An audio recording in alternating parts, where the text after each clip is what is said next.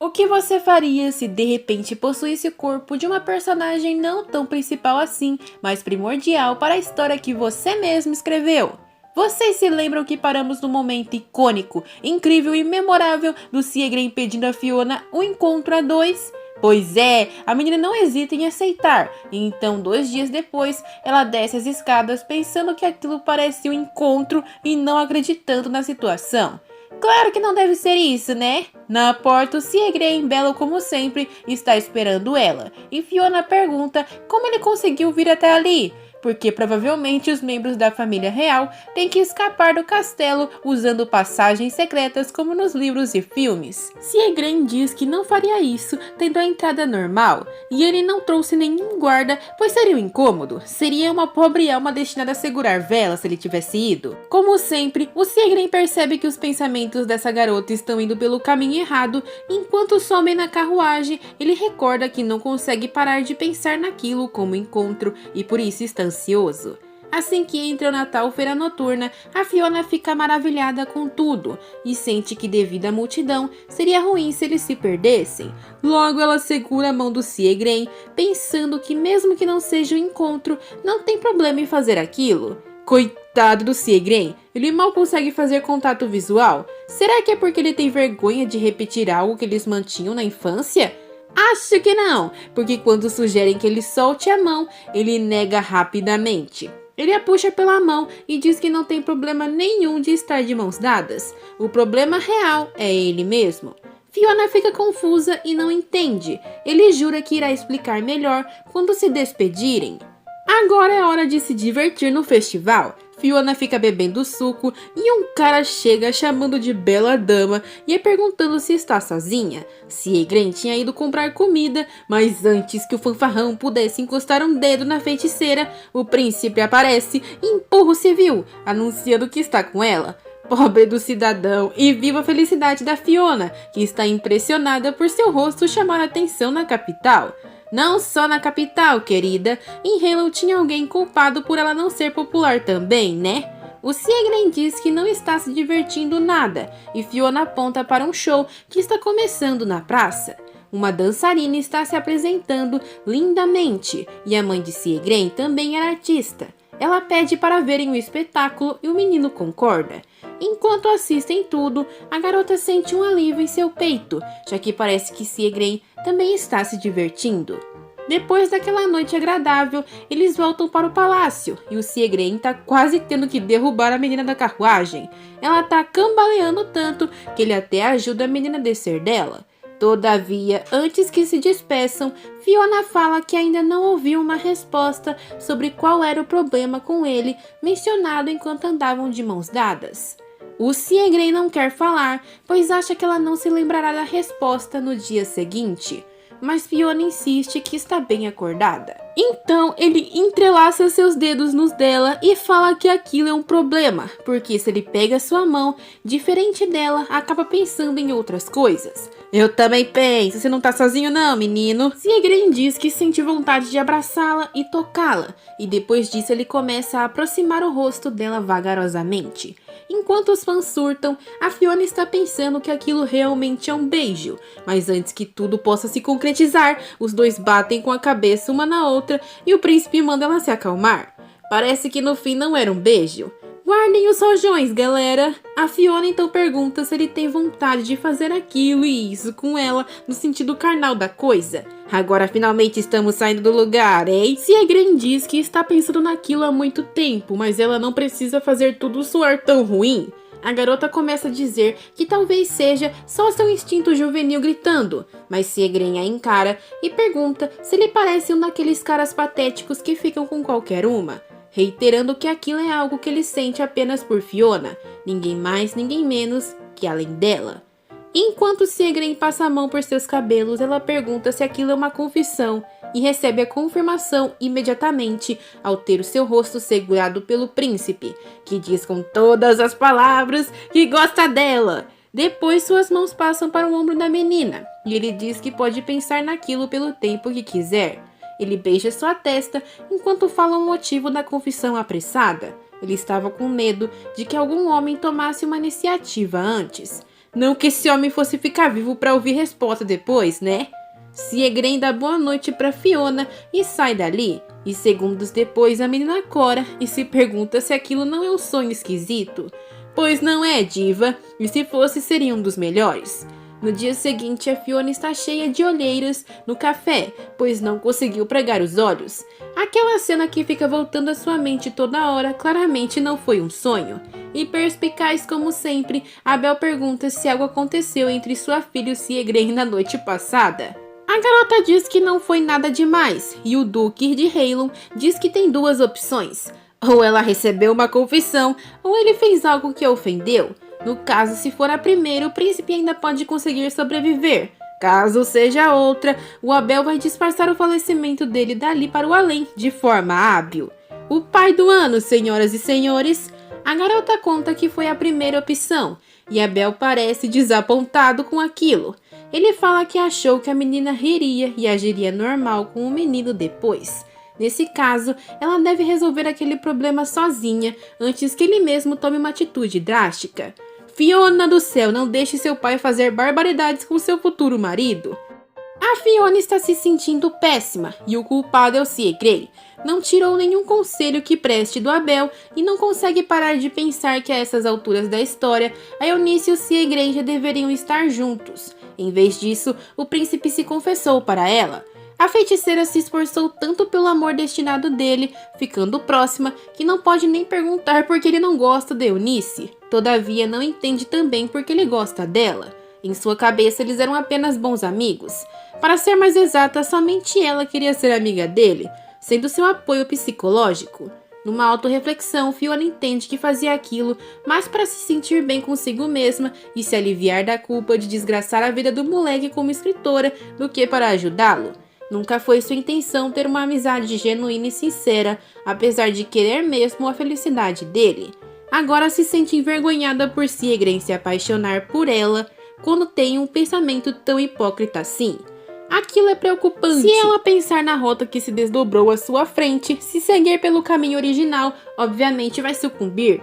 Mas no segundo caminho, a escuridão continuará aparecendo e os monstros e brutalidades nunca cessarão. Vai ficar claro que o problema não se resolverá com o tempo. O poder da Eunice é essencial para derrotar a escuridão, e o que desperta ele é o amor do Siegren. Se a protagonista nunca despertar seus poderes, aquele mundo será destruído.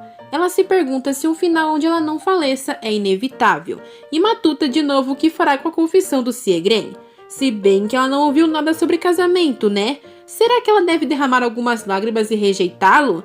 Bom, ela não tem mais tempo para pensar, porque o Siegren bate na porta, perguntando coradinho se ela está ali. A Fiona se assusta com a chegada repentina do menino, mas se enche de determinação. Afinal, ela precisa resolver logo aquilo.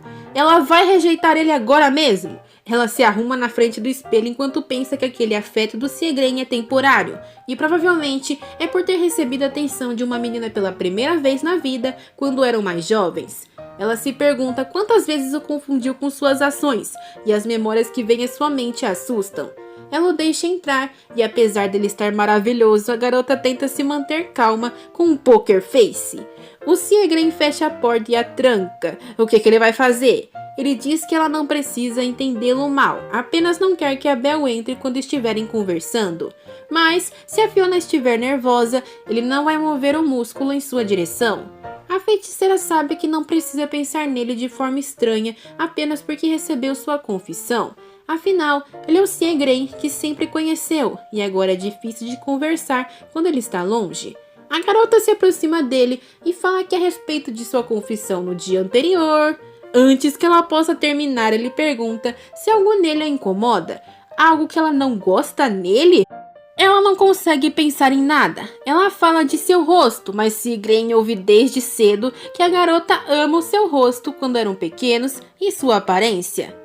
Sua personalidade? Aquilo é papo jogado fora, porque a Fiona tem uma personalidade fria e dura que nem a dele. Mesmo assim, o príncipe pergunta o que não agrada a ela no seu jeito e garante que mudará aquele aspecto por ela. Ele está falando sério, apesar de ser um nobre bonito e habilidoso, estava disposto a mudar apenas por ela. Aquilo é uma história de fantasia mesmo. É impossível ter um homão desse na vida real. Siegrain chama a atenção dela comentando da vez em que ela lhe mandou ser carinhoso com quem gostasse. Ele se lembra sempre de tudo que ela fala. Ele sabe que às vezes ela pensa de um jeito estranho sobre ele, mas se Fiona decidir dar um passo atrás por causa dele, ele não pretende desistir facilmente de qualquer forma. De fato, Fiona queria que Siegrain fosse feliz, e a única felicidade que ela imaginava que o salvaria seria quando se aproximasse de Eunice. Mas agora que foram por esse caminho, é certo dizer que a história não seguirá os trilhos da original, e isso é tudo que ela precisa saber por hora. A garota coloca a mão no rosto do Siegrain e pergunta se ele sempre foi assim tão teimoso. Ele diz que a garota sempre pensou que sabia tudo sobre ele e está pronto para fazê-la notar seu erro. O coração da feiticeira enfraquece diante de Siegrain. Ela não tem coragem de fazer uma rejeição de forma fria. Se ela disser sim, eles serão um casal. Não existe relação mais profunda que a de um homem e uma mulher. O contato de Eunice e Siegrain era predestinado, algo irreal no mundo real. Apesar de ser escrito por Fiona, ela não acredita em romances assim. Sendo realista, mesmo que se torne amante de Siegrain, aquilo logo irá terminar. Quando o amor do príncipe sumir, ela só precisa deixá-lo partir. Se tudo brilha ofuscantemente como estrelas do primeiro amor, em breve aquilo sumirá como espuma de ondas. Se ela não pode dizer não agora, seria melhor deixar Siegrain fazer o que quiser. A Fiona diz que está tudo bem então, e diante da confusão do menino, ela passa seus braços pelo seu pescoço e lhe dá um beijo na bochecha, enquanto se equilibra nas pontas dos pés. Ele fica super corado e ela comenta que ele mesmo disse que queria fazer aquele tipo de coisa, então não deveria ficar surpreso. Aquilo significa que a Fiona, sobre a confissão dele, a aceitou, e o príncipe mal pode conter sua expressão de vergonha e animação. Depois de ficarem se olhando admirados, eles aproximam os lábios um do outro. Achei que eles tinham se beijado nessa cena na primeira vez que eu li, juro, mas eu acho que tem uma distância ali. Solta esse rojão pra comemorar. O Abel interrompe eles, batendo na porta e dizendo que sabe que Siegrain está ali. Ele vai contar até 5 antes de arrombar a porta. Parece que ele só age como um guardião nos momentos mais inoportunos. Fiona coloca o dedo sobre a boca de Siegrain e diz que eles continuarão aquilo em outro momento. Ele concorda e até tem gente já se chamando de amor ali. Já contei até 5. Há algum tempo depois, vamos até o palácio do príncipe, onde aquele espião da família Aerys parece ter chegado finalmente. Esse é o filho mais velho do Marquês, e seu nome é Caim. Seu pai o instruiu a ficar de olho no príncipe dentro do palácio assim que estivesse totalmente curado de seu ferimento. Isso foi contra sua vontade, já que ele trabalhava no palácio da princesa e fora realocado enquanto se recuperava. Seu pai usou de argumentos de que aquilo era essencial para sua família e ali estava Caim, apesar de não querer se meter na briga política de seu pai. Ele se deixou ser arrastado para algo irritante e perigoso, como ele está prestes a descobrir. O Caim dá de cara com os corpos do pessoal que estava treinando com Siegrain e um dos soldados o sauda ao revê-lo finalmente. Ele se rasteja até o amigo e diz que o treinamento foi rigoroso demais, ao que o guarda fala que um cavalheiro nunca deve se cansar de treinar, mas ele não sabe o que os soldados passaram. E nesse momento, o Siegrain chega querendo entender aquela comoção e pergunta quem ele é. Caim imediatamente se ajoelha no chão e fala seu nome, prestando homenagem ao príncipe e informando que vai proteger o Palácio da Majestade a partir de hoje. O Siegrain fica estático diante de um comportamento tão exagerado. Ele nunca viu ninguém tratá-lo de forma tão formal e respeitosa. Enquanto isso, no Palácio Imperial, no quarto do príncipe herdeiro, tudo está um caos. Ele está quebrando tudo, irado de raiva com o Siegrain, já que sua vida estava perfeita até agora, com ele sendo o único filho de sua majestade. ninguém contrariava sua vontade. E tudo mudou quando aquele bastardo apareceu. Ele teria tolerado se tivesse ficado quieto como um rato, mas ele se atreveu a puxar seu colarinho e ir até a alta sociedade como se fosse dono de tudo, só porque ele falou daquela mulher. O herdeiro quer porque quer ele na guilhotina assim que virar rei, mas isso ainda está muito longe de acontecer. Para fazê-lo sofrer agora, ele se recorda da única mulher que fez o irmão passar uma agitação emocional, Fiona Halon. Será difícil pôr as mãos nela sendo protegida do duque, mas se ele não pode fazer nada diretamente, o que vai impedir dele mandar os outros fazerem isso por ele, né? Pois é o que vou impedir, não rela na diva? Vocês querem saber o que vai acontecer? Então deixem o like e compartilhem. Muito obrigada por assistir até aqui e sayonara!